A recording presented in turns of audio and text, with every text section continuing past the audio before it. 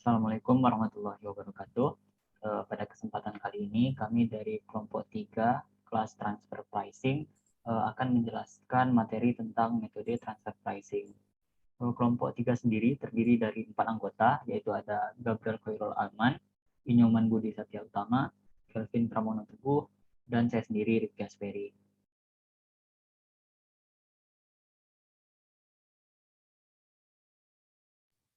Nah, untuk materi yang pertama adalah cost plus method.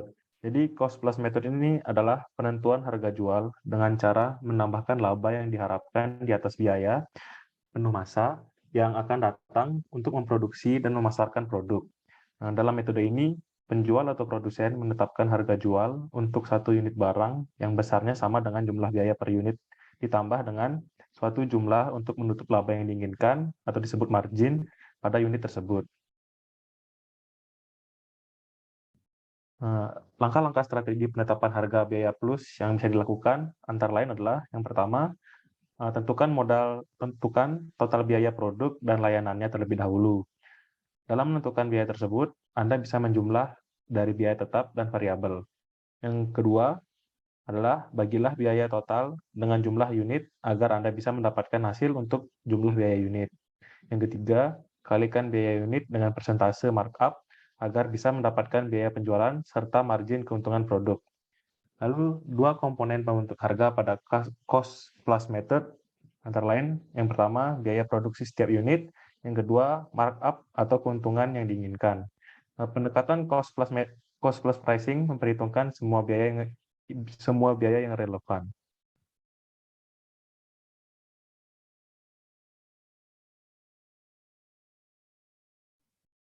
Selanjutnya akan dibahas oleh teman saya. Baik, selanjutnya ada contoh cost plus method. Contohnya ini yaitu PTA memproduksi barang dengan biaya 500.000 dan menyerahkan barang tersebut kepada rekan istimewanya PTB dengan harga 900.000. Di sisi lain, PTY juga memproduksi barang yang sama dengan biaya 600.000 dan menjualnya ke PT Z yang tidak memiliki hubungan istimewa dengan harga 900.000. Nah, jika dilihat dari rasio laba kotor penjualan PTY, maka didapat rasio 50% atau 30 banding 60. Dengan analisis biaya plus ini, dapat diketahui bahwa harga transfer wajar PTA ke PTB adalah 500.000 ditambah 50% dikali dengan 500.000 sama dengan 750.000. Nah, sehingga kesimpulannya dari perhitungan tersebut, transfer pricing PTA ke PTB dianggap terlalu mahal dan memerlukan audit dari kantor pajak. Seperti metode reserve price, metode cost plus ini adalah metode margin kotor, yaitu mencoba untuk mendapatkan jumlah keuntungan kotor yang wajar, dalam hal ini melalui markup yang wajar pada HPP. Metode selanjutnya yaitu profit split method. Profit split method ini mengidentifikasi laba gabungan atas transaksi pihak-pihak yang mempunyai hubungan spesial. Laba gabungan ini kemudian dibagi oleh pihak pemilik hubungan spesial tersebut memakai dasar yang wajar secara ekonomi. Nah, profit split method ini sendiri dibagi menjadi dua. Yang pertama ada metode laba kontribusi atau contribution profit split method dan metode laba residu atau residu profit split method. Yang pertama yaitu ada metode laba kontribusi. Metode laba kontribusi ini dihitung dengan mengidentifikasi laba sisa dengan mengurangkan laba rutin setiap pihak yang berafiliasi dari laba gabungan. Kemudian laba sisa tadi dialokasikan ke masing-masing pihak afiliasi. Untuk melanjutkan dari metode laba kontribusi, kami akan melanjutkan dengan contoh profit split method dengan metode laba kontribusi. Jadi sebagai contoh ada dua perusahaan yaitu STU Corp yang berkedudukan negara A. Kemudian perusahaan ini memiliki 98% saham di PT STU pada tahun 2010. PT STU memberi semi finished good dari STU Corp itu barang yang masih setengah jadi untuk diproses menjadi barang jadi atau finished goods. Kemudian berdasarkan data yang ada, diketahui bahwa STU Corp dan PT STU adalah saling terkait, sehingga dianggap menjadi highly integrated operation dengan laporan keuangannya seperti yang bisa dilihat pada sebelah kanan ini. Dengan laba bersih usaha masing-masing untuk STU Corp adalah 20.000 US dollar, Kemudian untuk PT STU sendiri adalah 2.000 US dollar. Kemudian selanjutnya setelah melihat ini, nah akan dilakukan pembobotan yang dilakukan terhadap fungsi kedua belah pihak afiliasi yang saling bertransaksi tersebut. Pembobotan ini bertujuan untuk mencari tahu seberapa besar kontribusi masing-masing dari perusahaan untuk kemudian profitnya dibagi. Nah, seperti yang bisa dilihat ini ada deret fungsi bobot dan kedua perusahaan. Fungsi ini merupakan bagian-bagian mana saja yang dilakukan oleh kedua perusahaan. Kemudian angka-angka yang di belakang itu mencerminkan penilaian sebesar apa usaha yang mereka lakukan untuk mendapatkan profit ini. Selanjutnya, ya setelah usut demi usut, total pembobotannya ada 75 poin dengan 48 poin untuk STU Corp dan juga 27 poin untuk PT STU. Berdasarkan dari pembobotan ini, maka profit split yang akan dilakukan oleh kedua perusahaan ini adalah 64% dan 36%. Jadi tadi sudah diketahui bahwa net income dari keduanya adalah $20.000 dan juga 2.000 dengan digabung akan menjadi USD $22.000. Maka untuk pemisahannya selanjutnya, pembagian labanya akan dengan metode pembagian laba kontribusi akan menggunakan persentase pembobotan yang tadi sudah dihitung. Nah, untuk net operating income STU Corp, maka dari total $22.000 itu akan dikalikan dengan 64% dan akan menghasilkan net operating income yang sejumlah 14.080 US dollar. Kemudian untuk perusahaan lainnya yaitu PT STU, net operating income yang akan didapatkan adalah sejumlah 36% dari total pendapatan yaitu US dollar 22.000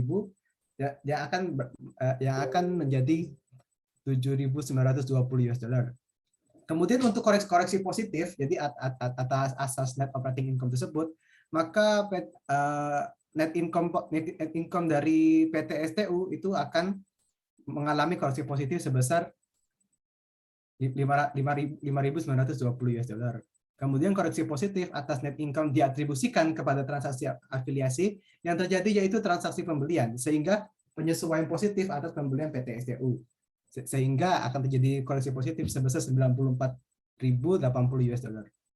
Selanjutnya adalah pembagian laba kontribusi, pembagian laba residu. Silakan. Oke, dari metode profit split method tersebut kita masuk ke metode kedua dari metode PSM, yaitu metode laba residu. Nah, metode laba residu ini adalah dengan cara mengidentifikasi laba sisa dengan mengurangi laba rutin setiap pihak terafiliasi dari laba gabungan. Kemudian laba sisa tersebut dialokasikan berdasarkan kontribusi pihak terafiliasi yang terlibat. Next. Oke, kemudian ada langkah-langkah untuk melakukan perhitungan dengan metode pembagian laba residu. Yang pertama adalah menggabungkan laba bersih usaha para pihak sebagai satu kesatuan. Lalu yang kedua, menentukan kontribusi unik tiap-tiap pihak. Lalu yang ketiga, mengidentifikasi fungsi rutin tanpa kontribusi unik masing-masing pihak. Lalu yang keempat, mencari pembanding untuk fungsi rutin tanpa kontribusi unik. Lalu yang kelima, menghitung bagian laba masing-masing pihak tanpa kontribusi unik. Lalu yang keenam, menentukan nilai relatif atas kontribusi unik masing-masing pihak. Lalu yang ketujuh, membagi residual profit berdasarkan nilai relatif kontribusi unik masing-masing pihak. Lalu yang kedelapan, menentukan laba wajar. Next slide. Nah, berikut adalah contoh perhitungan metode laba residu. Nah, PTB ini merupakan produksi barang, sedangkan PTA merupakan distributornya. Yang pertama, penjualan, perlu diketahui penjualan dari PTB senilai 730.000, sedangkan PTA 976.000. Kemudian ada HPP HPP dari PTB senilai 436.000, sedangkan PTA 730.000. Sehingga dari penjualan dan harga pokok penjualan tersebut diketahui laba kotor sebesar 294.000 untuk PTB dan 246.000 untuk PTA. Untuk beban-beban diasumsikan untuk PTB yaitu 200.000 dan 34.000, sedangkan PTA sebesar 180.000 dan 26.000. Sehingga laba operasi dari laba kotor dikurangi beban untuk PTB sebesar 60.000 dan PTA 40.000. Sehingga laba operasi gabungan dari kedua perusahaan tersebut senilai 100.000. Nah, kemudian menghitung alokasi laba atas fungsi rutin. Nah, fungsi PTB tadi sebagai manufaktur dengan pembanding net markup 5%. Markup merupakan penambahan harga pada biaya suatu produk untuk menghasilkan harga jual. Nah, dengan cara menghitung laba rutin PTB senilai 5% dikali 436.000 HPP ditambah dengan beban operasi lainnya. Nah, sehingga ditemukan angka 23.500. Lalu fungsi PTA sebagai distributor dengan pembanding net margin 2%. Alokasi laba rutin PTA senilai 2% dikali 976.000. Sehingga ditemukan angka 19.520. Kemudian setelah itu kita menghitung alokasi laba atas fungsi non rutin. Dari total laba operasi gabungan tersebut diketahui 100.000. Kemudian laba rutin tadi dihitung pada step sebelumnya senilai 23.500 ditambah 19.520 sehingga terdapat angka 43.020 rupiah. Nah, kemudian dari perhitungan tersebut diketahui laba non rutin sebesar 56.980 rupiah. Nah, kemudian dihitung kontribusi unik PTB dari 200.000 dengan rasio 53%. Nah, kemudian kontribusi unik PTA 180.000 dengan rasio 47%. Sehingga dari perhitungan tersebut terjumlah 380.000 dan persentasenya utuh 100%. Nah, alokasi laba non rutinnya PTB 56.980 dikali 53% diketahui senilai 29.989. Sedangkan PTA 56.980 dikali 47%, sehingga ditemukan angka 26.991. Nah, kemudian yang step selanjutnya adalah menentukan alokasi laba PTB dan PTA. Nah, yang pertama adalah laba rutin PTB senilai 23.500, laba rutin PTA 19.520, sehingga gabungan dari laba rutin PTA dan PTB senilai 43.020.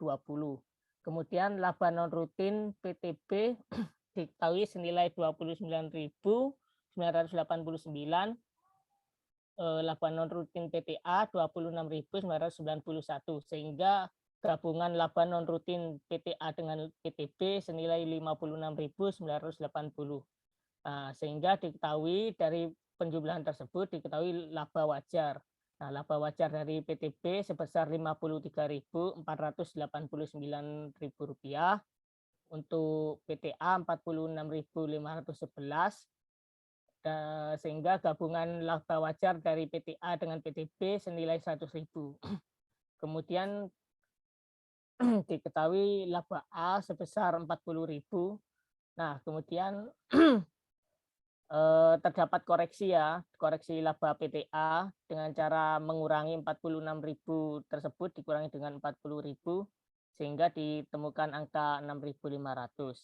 Nah, kemudian perlu diketahui pembelian PTA dari PTB yaitu sebesar HPP-nya yaitu 730.000.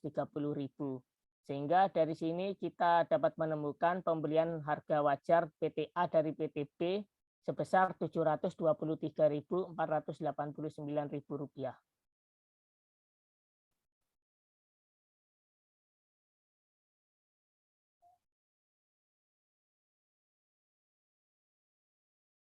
Baik, sekian dari presentasi kelompok kami. Kurang lebihnya kami mohon maaf. Semoga apa yang kami sampaikan ini menjadi ilmu yang bermanfaat. Wassalamualaikum warahmatullahi wabarakatuh.